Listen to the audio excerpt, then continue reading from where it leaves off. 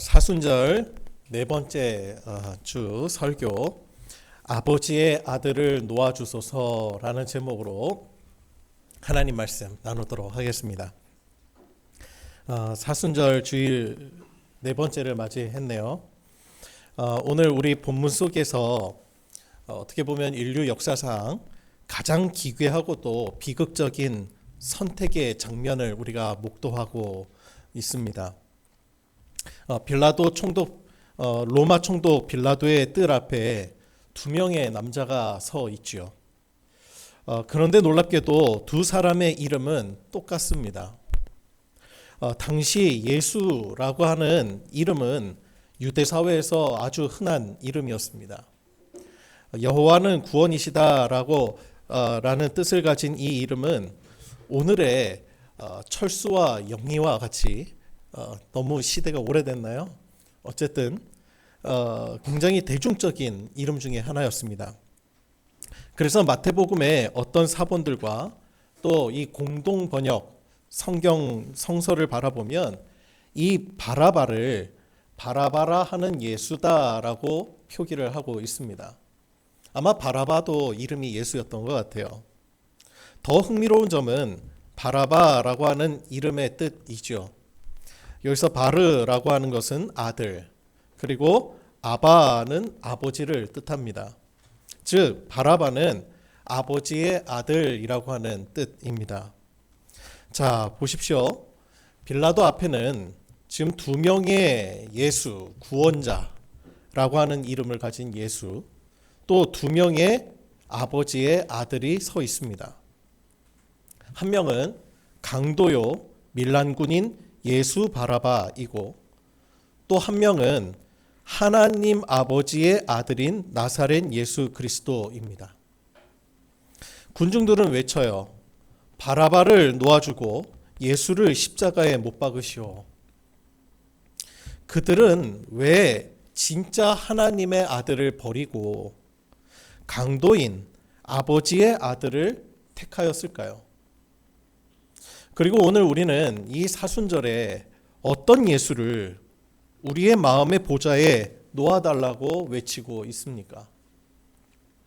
우리는 흔히 바라바를 그 영화 패션 오브 크라이스트에서 나오는 것처럼 굉장히 지저분하고 흉악한 살인마로만 기억을 합니다. 하지만 성서학자들은 그를 다르게 해석하죠. 요한복음은 그를 강도라고 기록하고 있는데 헬라어에서 레스타이라고 하는 이 단어는 단순한 절도범이 아니라 로마의 압제에 저항하며 무력 투쟁을 벌였던 열심 당원들이나 민족주의 투사들을 일컫는 용어이기도 했습니다. 그러니까 이 강도라고 하는 이 용어는 로마의 입장에서 쓰여진 것이지, 만약에 그 민족들에게는 오늘날 우리에게 익숙한 독립투사와 같은 그런 이름이었을 겁니다. 마가복음 15장 7절은 우리 성경에도 기록이 되어 있죠. 분명하게 그가 밀란을 꾸미고 살인을 저지른 자라라고 기록합니다. 즉 바라바는 유대인들에게는 로마로부터 자신들을 구해줄 독립투사이자 혁명가였을지 모릅니다. 사람들은 기대했죠. 저 바라바야말로 로마 군인의 목을 베고 우리에게 잃어버린 다윗의 영광을 되찾아줄 힘있는 메시아일지도 몰라. 실제로 이 당시에 수많은 메시아 운동이 일어났습니다. 사도행전에서도 기록하고 있죠. 여러 사람들이 그 구원자를, 메시아라고 하는 구원자를 따르다가 스스로 다 멸망한 사람들이 상당히 많았습니다. 그렇듯 아마 이 바라바 역시 로마 군인이 로마 입장에서 이를 사형수로, 그것도 십자가형에 처할 정도로, 십자가형은 당시에 최악의 이제 형벌이었거든요. 정치범들에게나 일어나는 일입니다. 그런 십자가형을 주었다면 아마 바라바도 그와 같이 반란을 일으켰던 사람이었다는 것은 합리적인 그런 생각이라고 할 수도 있겠어요. 반면에 지금 나사렛 예수가 또 옆에 서 있습니다. 그는 로마에 저항하지 않습니다. 오히려 가이사의 것은 가이사에게 바치라라고 말하면서 민족주의자들의 마음을 실망시켰죠.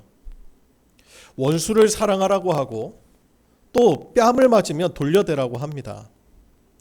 유대 종교 지도자들의 위선을 꾸짖고, 그래서 그 꾸짖을 때마다 아마 그 사람들은 이 내부 총질하는 사람처럼 보였을지도 모르겠어요. 군중의 눈에 나사렛 예수는 무능한 실패자였고 바라바는 유능한 해결사였습니다. 그들은 당장 내 눈앞에 정치적 승리와 경제적 해방을 가져다줄 힘의 논리를 택한 것이죠. 그 아버지의 아들을 놓아달라는 것입니다. 이것이 바로 인류가 반복해온 바라바 선택입니다. 우리는 과연 어떤 예수, 어떤 아버지의 아들을 원하고 있고 원해 왔습니까? 우리의 비전이라는 것이 바라바의 방식을 따르는 것은 아니었습니까? 아니면 하나님 나라의 세계관을 진정 따르는 것이었습니까? 우리는 주어진 삶을 열심히 살아야 합니다. 하나님이 주신 재능과 시간과 건강과 또 직위와 위치를 신실하게 잘 살아내는 것이 우리의 사명입니다. 거창한 것이 사명이 아니에요. 내 삶의 자리를 신실하게 잘 갖고 나가면 그것이 하나님 나라를 위한 일입니다. 선교 여행 안 가도 됩니다. 기부 많이 하지 않아도 됩니다. 여러분이 이미 세금 잘 내고 있으면 잘하고 계신 겁니다.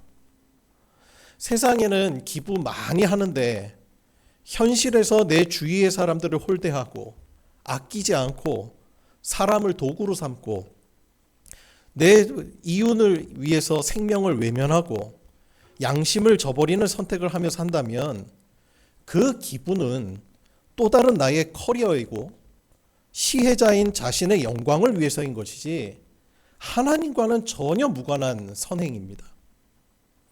부자 청년이 예수님을 왜 따르지 못했죠? 돈이 많아서입니다. 그러면 돈 많으면 예수님 못 따릅니까? 아닙니다. 돈이 가진 속성 때문이죠. 그는 이웃에게 잘 베풀며 살았습니다. 사람들이 그를 칭찬합니다. 율법을 어긴 일도 없지요. 그 정도만 해도 잘한 거죠. 그런데 주님이 그에게 무엇을 묻고 계십니까? 주님이 청년에게 질문한 내용들을 자세히 보세요. 전부 다 이웃과의 관계에 대한 10계명만 주님이 말씀하십니다. 너 잘 지냈니? 누구와 이렇게 도둑질 한 거 없니? 저 다 지켰습니다. 그런데 중요한 것은 주님의 질문 가운데 거기에는 하나님과의 관계에 대한 질문은 누락이 되어 있습니다. 그리고 마지막에 그 질문을 하나 딱 던지시죠. 너는 나를 따르라. 그는 주님보다 내가 가진 영향력으로 선행을 베푸는 것이 훨씬 좋았습니다. 그에게 재물은 자신의 집안, 자신의 커리어, 자신의 명성, 자신의 영향력, 자신의 이름을 지켜주는 도구였습니다. 그 속에 하나님이 들어갈 자리가 없었던 거죠. 요즘 선한 영향력, 그런 말 많이 합니다. 좋은 의미입니다. 그런데 그것을 오해하면 안 됩니다. 바라바는 생각해 보세요. 바라바는 로마 입장에서는 살인마요 흉악범이지만 선민 사상을 가진 근본주의 유대인들에게는 어떤 사람이었을까요? 그보다 선한 영향력을 가진 사람은 없었을 거예요. 바라바야말로 선한 영향력을 행사하는 사람입니다. 예수 그리스도보다도 나은 사람이라고 생각했죠. 그래서 바라바를 선택한 것입니다. 우리가 신앙생활을 해도 바라바의 세계관을 가지고 신앙생활을 할 수 있죠. 하나님 나라를 세우기 위해 보다 강력한 힘이 필요하다고 믿는 것입니다. 트럼프와 네타냐후가 왜 저렇게 폭격을 가합니까? 그 일을 하는데 왜 목사들이 모여서 트럼프에게 안수 기도를 합니까? 그렇게 하면 하나님 나라 옵니까? 무슬림은 폭사되어야 할 존재들입니까?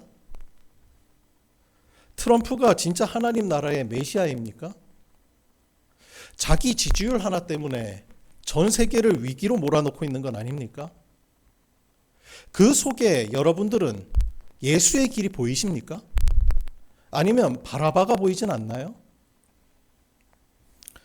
보다 나은 삶을 추구하는 것은 하나님께서 우리에게 주신 본성입니다. 하나님께서 아담에게 경작하고 지키는 일을 맡기셨습니다. 세상을 보다 더 아름답게 가꾸라고 하는 사명이지요.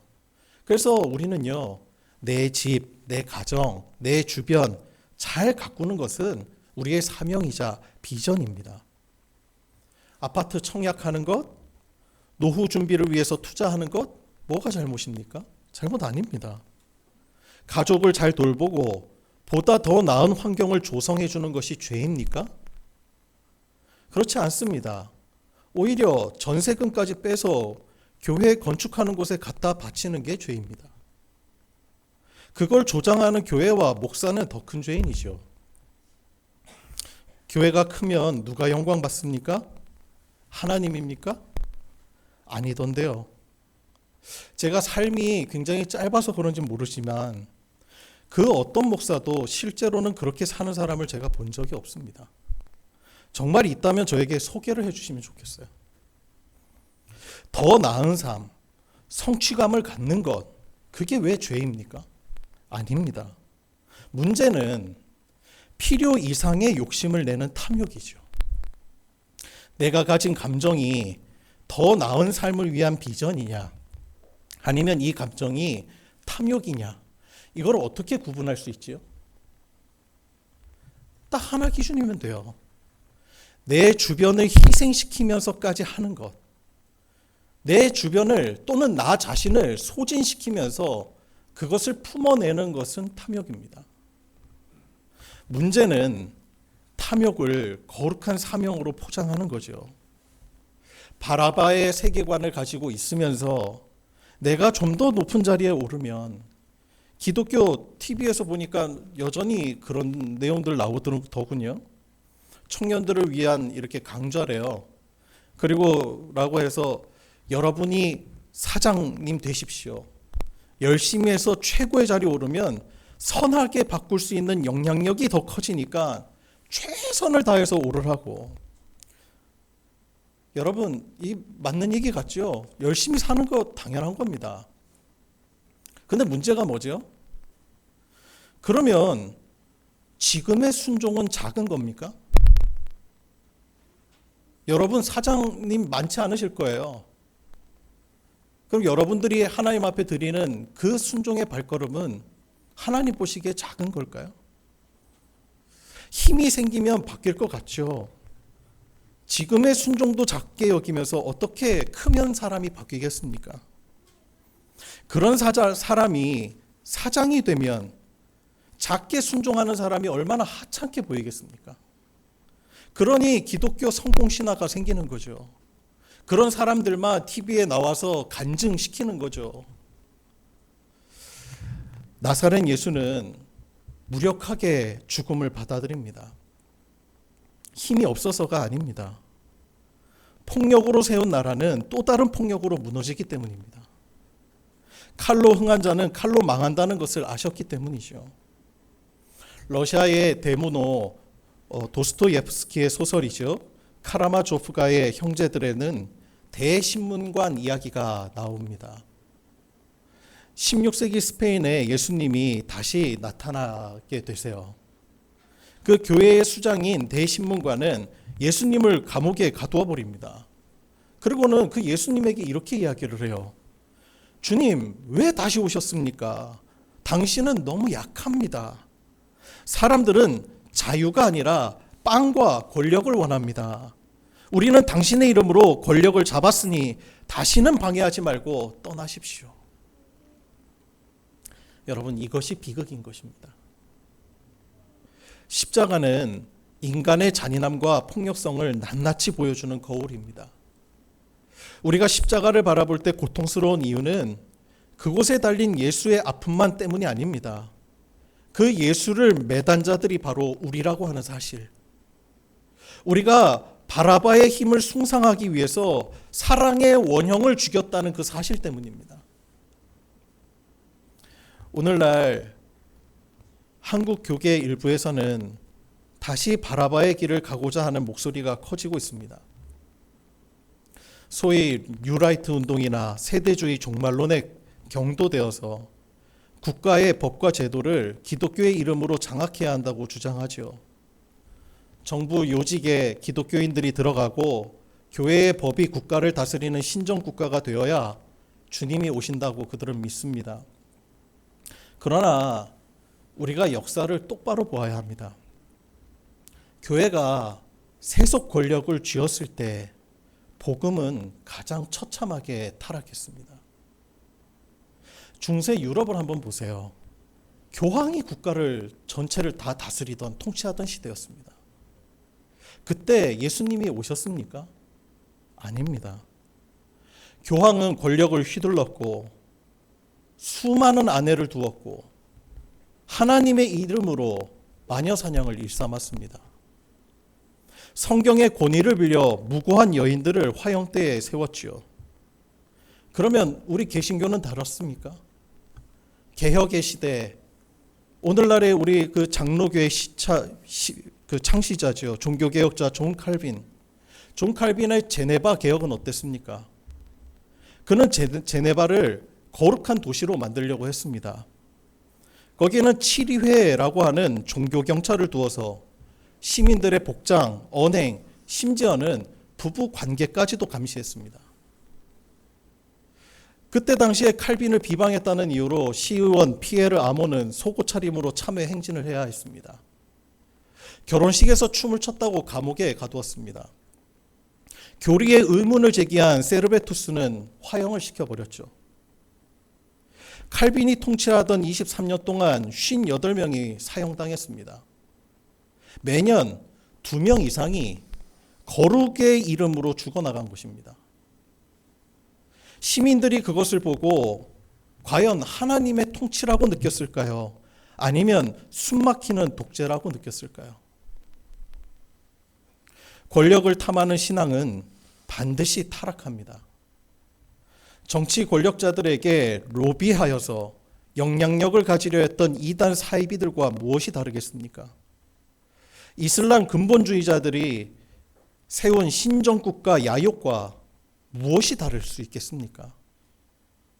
하나님 나라를 빙자하여서 자기가 사람을 재판하고 독재하고 싶은 그 욕망, 말 한마디면 성경에 나와 있잖아, 이렇게 순종해 라고 말하는 그 권력, 그걸 갖고 싶은 게 목사의 욕망 아닙니까? 그것이 바로 현대판 바라바의 구명운동인 것입니다. 여러분, 사순절 이 절기에 우리는 매년 똑같은 설교, 매년 똑같은 감정에 그것에만 취해 있어서는 안 됩니다. 지금 우리 한국교회는 어디로 가고 있습니까? 더 커지고 더 힘을 가져서 세상을 윽박지르려 하지는 않습니까? 번영 신학에 취해서 대형교회 운동에 몰두하는 것은 본문의 군중들이 바라바를 연호하는 것과 크게 다르지 않습니다. 교회 훈련에는 열심이지만 정작 세상 속에서 그리스도인으로 사는 일에는 소극적입니다. 이런 본질적인 문제를 지적하면 좌파 목사가 되는 거예요. 매도하고 마녀 사냥합니다. 만약 지금 중세였으면요, 저 같은 목사는 벌써 화형대에 처해졌을 거예요. 존 웨슬리 목사님은 이런 말씀을 했어요. 지갑이 회심하지 않는 것은 가짜다. 여러분, 이게 무슨 말일까요? 단순히 헌금 많이 하라는 뜻일까요? 구제 많이 하라는 그런 이야기일까요? 아니에요. 세계관과 성품이 바뀌지 않으면 그것은 회심한 게 아니라는 겁니다. 여전히 내가 숭배하고 있고 여전히 내가 원하는 것은 전혀 다른 것을 믿고 있는데 입으로만 주여 주여 한다고 구원이 아니라는 것이죠. 여러분, 우리가 대한민국에 태어난 것, 사업이 잘 되는 것, 내 자녀가 건강한 것, 이 모든 것에 여러분의 헌신이 있습니까? 여러분, 대한민국에 여러분 열심으로 대한민국에 태어나셨어요? 이 모든 것은요, 나의 유능함이 아니라 하나님의 은혜임을 정말 믿는다면 어떻게 고통당하는 이웃을 풍경 보듯 할 수 있겠습니까? 타인의 불행을 나의 행복의 밑거름으로 삼는 바라바의 방식으로는 결코 하나님 나라에 들어갈 수가 없습니다. 성도 여러분, 이제 우리 앞에 서 계신 예수님을 바라봐야 합니다. 세상은 여전히 우리에게 유능한 바라바를 선택하라고 말합니다. 여전히 우리의 마음속에는 아버지의 아들 바라바를 놓아주소서라고 이야기하고 있습니다. 교회가 더 큰 힘을 가져야 해. 더 강해져서 세상을 압도해야 해. 하지만 우리 앞에 선 무력한 예수님은 우리에게 십자가를 지고 그저 당신을 따르라고 말씀하십니다. 1987년에 북아일랜드의 애니스켈렌에서 폭탄 테러가 발생했습니다. 평화로운 기념식장에 무장단체가 터뜨린 폭탄으로 수많은 사상자가 발생했지요. 그 현장에는 고든 윌슨이라고 하는 사람과 그의 사랑하는 딸 마리가 있었습니다. 건물이 무너지며 이 고든과 마리는 잔해 속에 묻혔습니다. 고든은 마리의 손을 꽉 붙잡습니다. 그리고 딸은 죽어가는 목소리로 아빠에게 아빠 사랑해요 하고 마지막 말을 남기고 그리고는 숨을 거두게 됩니다. 그날 저녁 기자들이 고든 윌슨을 찾아왔습니다. 분노와 증오로 가득 차서 이제 저 테러범들 대항하라고 마치 이 바라바의 추종자들처럼 사람들은 그가 테러범들을 향해 저주를 퍼붓기를 기대했습니다. 그의 분노 한마디면 국민들의 마음을 불지필 수 있고 함께 싸울 전의가 생길 거라고 생각했죠. 그런 말을 기대했던 거죠. 하지만 카메라 앞에서 고든은 아주 평온한 목소리로 이렇게 말합니다. 나는 내 딸을 죽인 그들을 원망하지 않겠습니다. 않습니다가 아니라 않겠습니다. 내 힘으로는 할 수 없지만 그렇게 하려고 하겠습니다. 그들을 용서하겠습니다. 증오로는 아무것도 해결하지 못합니다. 나는 비록 내 마음이 무너졌지만 그들을 위해 기도할 것입니다. 내 딸의 죽음이 증오를 낳는 씨앗이 되지 않기를 바랍니다. 이 고백은 전 세계를 울렸습니다. 사람들은 복수심에 가득 찬 사람들은 그를 가리켜 바보라고 나약하다고 비난했을지도 모릅니다. 그러나 고든 윌슨의 이 무력해 보이는 용서가 북아일랜드의 수십 년 묵은 증오의 고리를 끊어내는 결정적인 계기가 되었습니다. 이것이 바로 예수의 길입니다. 바라바라면 당장 폭탄을 들고 보복했을 겁니다. 더 큰 힘으로 상대를 죽였을 것입니다. 그러나 예수를 따르는 사람은 죽음 앞에서도 사랑을 선택합니다. 여러분, 이번 사순절에 우리는 어떤 선택을 하시겠습니까? 내 욕망을 채워줄 아버지의 아들 바라바입니까?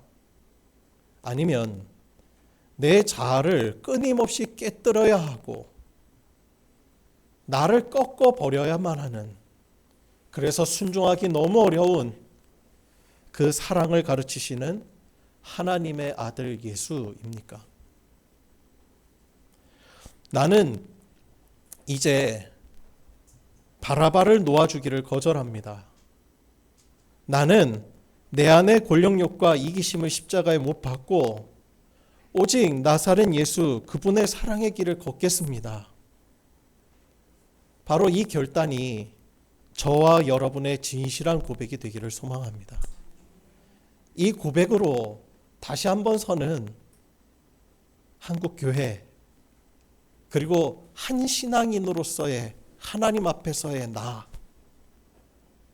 그리고 함께 이 길을 걷는 우리 더불어 기쁜 교회 모든 교우들 가정 되시기를 주님의 이름으로 축원합니다.